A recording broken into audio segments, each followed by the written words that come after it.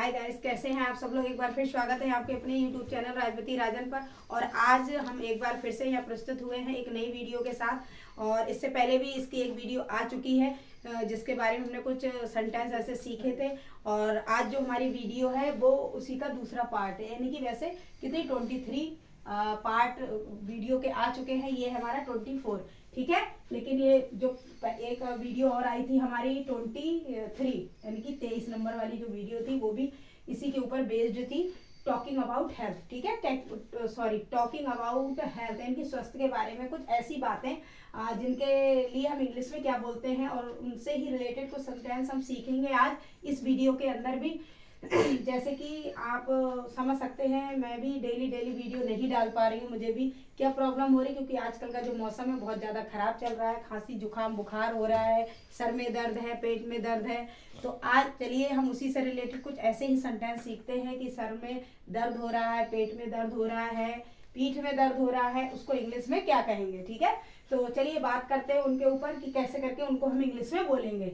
ठीक है, first sentence है हमारा, उसको तेज बुखार है, चल रहा है। आपको पता है मौसम खराब होने की वजह से तेज बुखार भी चल रहा है, लोगों को बहुत ज्यादा खांसी आ रही है, जुकाम हो रहा है, सर में दर्द हो रहा है। तो फर्स्ट सेंटेंस हमारा है उसको तेज बुखार है या फिर चल रहा है, ठीक है। इस प्रकार से भी बोलते हैं कि अरे उसको तो बहुत ज्यादा तेज बुखार है और उसको बुखार चल रहा है, नहीं बुखार आ रहा है, ठीक है। इस प्रकार से भी बोल सकते हैं। तो उसको इंग्लिश में किस प्रकार से हम बोलेंगे ये आज हम इन सेंटेंसों में सीखेंगे।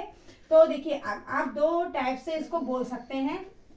आपको पता है बुखार को क्या बोलते हैं, टेम्परेचर भी बोलते हैं और फीवर भी बोलते हैं। तो ही हैज हाई फीवर। अब यहाँ पर तेज नहीं होता तो हाई नहीं लगाते हैं, ठीक है। तो क्या होता है, ही हैज फीवर, उसके लिए बुखार है। अब यहाँ पर दिया हुआ है कि उसको तेज बुखार है, तो क्या बोलेंगे हम उसको, ही हैज हाई फीवर। और अगर चल रहा है, देखिए चल रहा है या फिर है, इसको दोनों वे में हम इस तरीके से ही बोलेंगे। और दूसरे अगर तरीके से हम सेंटेंस को इसको बोल सकते हैं कि ही हैज हाई टेम्परेचर। क्या बोल सकते हैं हम इसको, ही हैज हाई टेम्परेचर, ठीक है। अब हमारा नेक्स्ट सेंटेंस है, देखिए उसकी दवाई चल रही है, उसकी दवाई चल रही है। जैसे कि अरे कल हम उसके घर हमने किसी को बुलाया था, कोई पर्सन हो सकता है, उसके बारे में बातचीत कर रहे थे, उसको हमने बुलाया था, वो नहीं आया क्योंकि वो बीमार है, उसकी दवाई चल रही है। तो इसको इंग्लिश में कैसे बोलेंगे, हिंदी में तो हम बोल के दिखा देते हैं कि उसकी दवाई चल रही है, वह बहुत बीमार है। तो उसको इंग्लिश में भी बोलना हमें आना चाहिए, ठीक है। तो किस तरीके से बोलेंगे, देखिए he is on medication, he is on medication, कि उसकी क्या चल रही है, दवाई चल रही है। अब नेक्स्ट सेंटेंस हमारा क्या है, वो बहुत बीमार है, वो बहुत बीमार है। तो इसके लिए इंग्लिश में क्या बोलेंगे, हम कहते हैं कि अरे वो बेचारे को तो पता नहीं क्या हो गया, या वो जो लड़की हो या लड़का, किसी के लिए बोल सकते हैं कि वो तो बहुत ही ज्यादा बीमार है, बिल्कुल ठीक होने में नहीं आ रहा है, तो बहुत बीमार है। तो क्या बोलेंगे उसके लिए, ही इज बेड ब्रीडन, ठीक है, बेड ब्रीडन बोलेंगे, बहुत बीमार है, बेड ब्रीडन। ओके, अब नेक्स्ट सेंटेंस है हमारा इसी से रिलेटेड, ये दवाई तो कमाल का असर दिखाती है। अरे मुझे तो बहुत तेज खांसी हो रही थी और देखिए मैंने इस दवाई को पिया तो ये तो बहुत ही अच्छी दवाई है, इसने बहुत ही ज्यादा कमाल का असर दिखाया और मेरी बीमारी को जल्दी से ठीक कर दिया। जैसे कि मुझे कल खांसी हो रही थी बहुत ज्यादा और मैंने जो दवाई डॉक्टर से लेकर आई थी, मैंने उसको पिया तो क्या हुआ, बहुत जल्दी, मतलब अच्छी दवाई थी तो उसने अपना असर जल्दी दिखाया। तो चलिए इसको इंग्लिश में क्या बोलेंगे, कमाल का असर दिखाती है, ठीक है, यह दवाई, दिस मेडिसिन वर्क्स वंडर्स, ठीक है, दिस मेडिसिन वर्क्स वंडर्स, इसने तो बहुत ही अच्छा काम किया, कमाल का असर दिखाया, ठीक है। तो चलिए इसके बाद अब आप लोग भूल नहीं पाएंगे इन सेंटेंसों को। देखिए ये हम डेली यूज में इन बातों को बोलते हैं। जरूरी नहीं कि अब ठंड पड़ रही, गर्मी होती, कोई भी जब सीजन आती है तो हमें ढेर सारी बीमारियां होती हैं, तो उनके लिए हमें इंग्लिश में कैसे करके वर्ड यानी कि पूरे सेंटेंस को कैसे बोलेंगे, तो ठीक है। अब इसके बाद हमारा नेक्स्ट सेंटेंस है, उसके पैर में दर्द हो रहा है।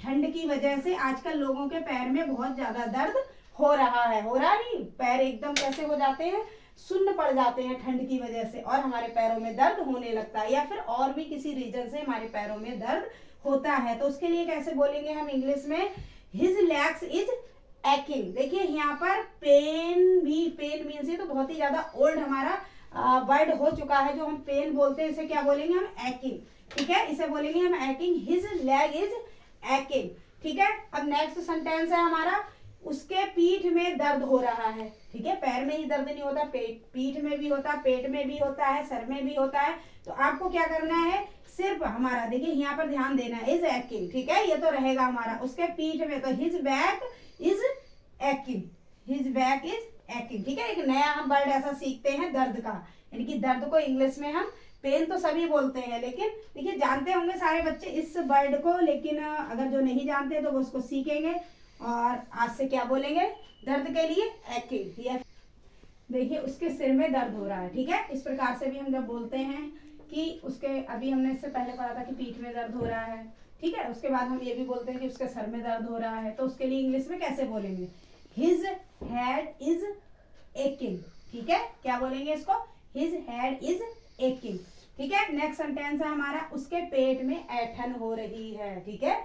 ऐठन ये मरोड़े टाइप की उठ रही हैं पेट में, ऐठन जैसी हो रही है, इनकी दर्द जैसा हो रहा है, तो उसको इंग्लिश में क्या कहेंगे, ठीक है। उसको हम 3 तरीके से बोल सकते हैं। 3 सेंटेंस देखिए मैंने यहाँ पर बनाए हैं।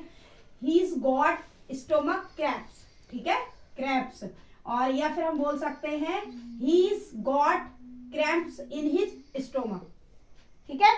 चाहे इस तरीके से बोलो चाहे इस तरीके से बोलो। और अगर हम और दूसरे तरीके से बोलना चाहते हैं तो he is having cramps in his stomach, ठीक है। तो हम 3 वे में इसको बोल सकते हैं कि उसके पेट में ऐठन हो रही है या फिर मेरे पेट में, तो माई, ठीक है। तो ही आई हो जाएगा यहाँ पर हमारा सब्जेक्ट, ही की जगह क्या आ जाएगा, आई आ जाएगा। अब देखिए नेक्स्ट है हमारा, वो उल्टी कर रहा है या कर रही है, कुछ भी हो सकता है।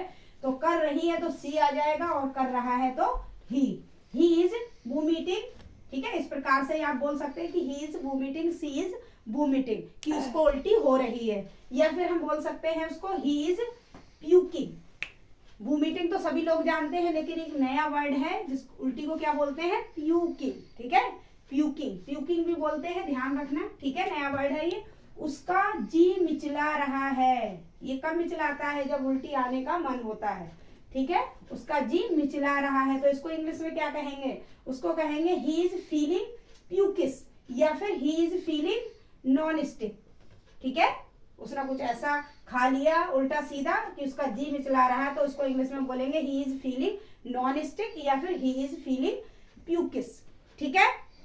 नेक्स्ट सेंटेंस है हमारा, उसका पेट खराब है, ये भी बोलते हैं ना कि उसका पेट खराब है, उसको इंग्लिश में क्या बोलेंगे, उसको इंग्लिश में कहेंगे हम he has an upset stomach, ठीक है। he has an upset stomach, upset यानी कि उसके पेट में प्रॉब्लम है, ठीक है।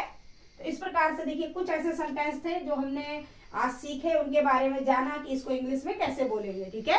हिंदी में हम उनको बोलते हैं क्योंकि वो हमारी हैबिट है, तो हम इनको भी अगर हैबिट में डाल लेंगे तो इनको भी हम आसानी से बोल पाएंगे, ठीक है। तो चलिए मिलते हैं हम नेक्स्ट वीडियो में। और जाने से पहले एक बात बहुत जरूरी कि आप लोग मेरा चैनल सब्सक्राइब नहीं करते हैं, खाली वीडियो को देख लेते हैं, तो मेरी वीडियो को भी देखिए और शुरू से लेके लास्ट तक पूरी वीडियो को देखेंगे, तभी आपको अच्छे से ये समझ में आएंगी वीडियो। तो मेरे चैनल को लाइक करें, शेयर करें और सब्सक्राइब करें, ठीक है।